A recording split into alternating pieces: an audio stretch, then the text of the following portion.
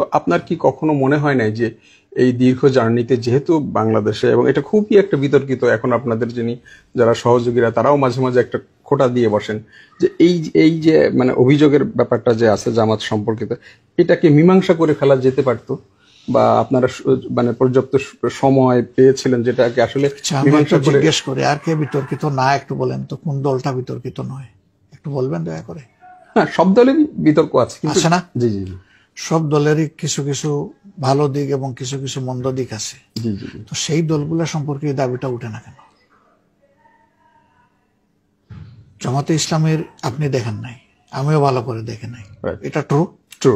যেটা আমরা দেখি নাই সেটা নিয়ে আমাদেরকে অনেক কিছু শোনানো হচ্ছে, কিন্তু যেটা আমাদের চোখের সামনে দৃশ্যমান ঘটে গেছে, ঘটে যাচ্ছে, সেগুলো নিয়ে আমরা কথা তুলি না কেন?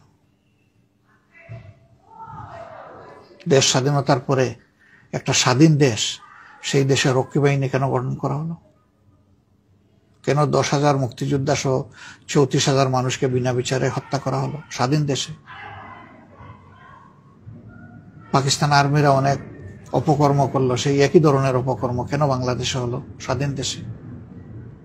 পাকিস্তান আর্মি তো ব্যাংক লুট করে নাই, তো আমার স্বাধীন দেশে ব্যাংক লুট হলো কেন? ডাকাতি হলো কেন? কার সময় হলো? এইভাবে পর্যায়ক্রমে সকল দলের ব্যাপারে আপনি কিছু না কিছু খুঁজে পাবেন, অতীতে ছিল, এখন আছে, এবং বড় মোটা দাগে আছে, ছোটখাটো জিনিসটা। তাহলে জামাতে ইসলামীকে শুধু এখানে টার্গেট করা হচ্ছে কেন, যেটা আমরা দেখি নাই? যদি কোনো কিছু হয়ে থাকে তাইলে তো দুইটা জিনিস ইতিমধ্যে বিশ্ববাসী এবং দেশবাসী দেখেছে। একটা বিচারের নামে যা হয়েছে তা দেখেছে, আর আরেকটা জিনিস দেখেছে যে অধ্যাপক গোলাম আজম সাহেবের নাগরিকত্ব মামলা, এটাও দেখেছে। সেই মামলা তো আদালতেই হয়েছে, তখন তো জামাতে ইসলামের সরকার ছিল না। এখনো অনেকে যারা এই সমস্ত প্রশ্ন তুলেন, তখন তো সরকার আমাদের সেই সমস্ত বন্ধু ভাইদের ছিল। তো সেই সরকারের আমলেই প্রতিষ্ঠিত বিচারের মাধ্যমে তিনি তো তার বিরুদ্ধে আনিত সকল অভিযোগে নির্দোষ প্রমাণিত হয়ে তিনি তার নাগরিকত্ব পেয়েছিলেন, যেটা অন্যায়ভাবে হরণ করা হয়েছিল। কিন্তু তিনি সেই নাগরিকত্ব ফিরে পাওয়ার পরে বায়তুল মুকাররম উত্তর গেটে এসে জনগণকে অ্যাড্রেস করেছিলেন, এবং 71 নিয়ে তিনি দায় নিয়ে কথা বলেছিলেন। তার চাইতে কি আমি বড় নেতা নাকি? তিনি সেই সময়ের আমির ছিলেন।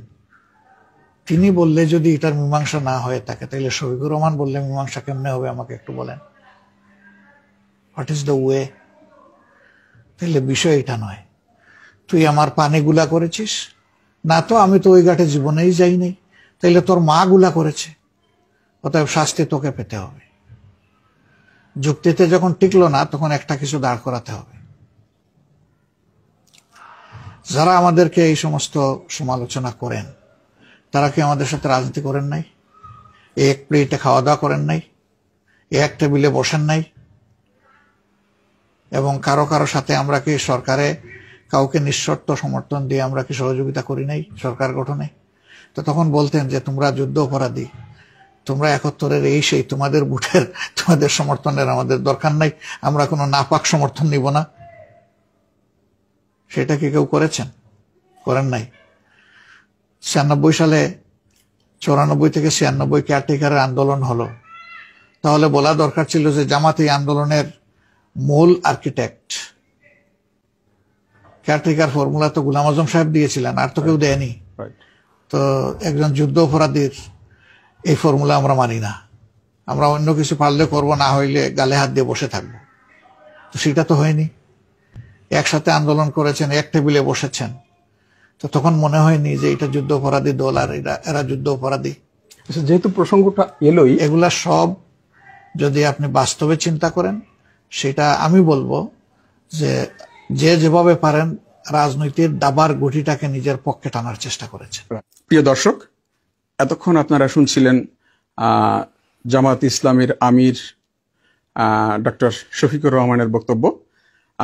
আপনারা এই সাক্ষাৎকারের বাকি অংশ শুনতে পারবেন দ্বিতীয় পর্বে।